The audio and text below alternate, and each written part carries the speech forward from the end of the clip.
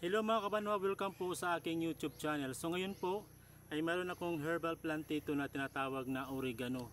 Sa probinsya po namin tinatawag po ito na garabo or karabo sa Tagalog.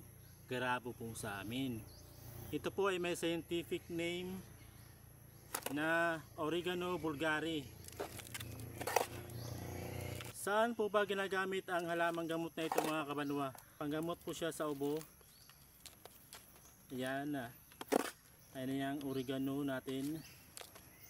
Yan, so alam nyo po ba kung paano gamitin ang halamang ito mga kabanwa? Ito po ay pinapakuluan. Tapos po sinasala po siya sa cloth, sa tela, para masala po yung mga buhok-buhok niya, kasi itong mga ano na to, dahon na to ay may mga maliliit na mga buhok. Baka kasi ma-allergy, baka kasi ang isang tao ay allergy sa mga maliliit na buhok, kaya sinasala po siya. Mayroon pang isang paraan mga kabanwa kung paano to gamitin.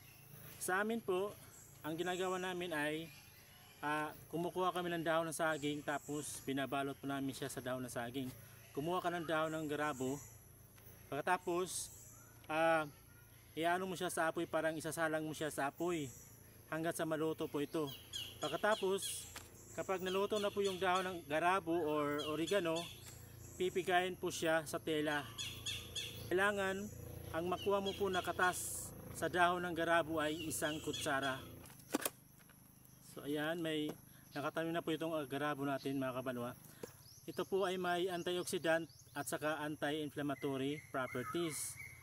So ibig sabihin anti-inflammatory, pamamaga. Yan.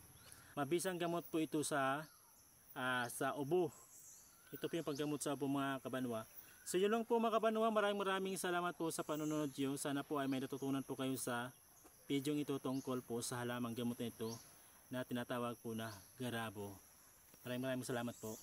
Ay, magbisurahan. Ito yung kalabasa ito. May na. Kita kuha yung garabo.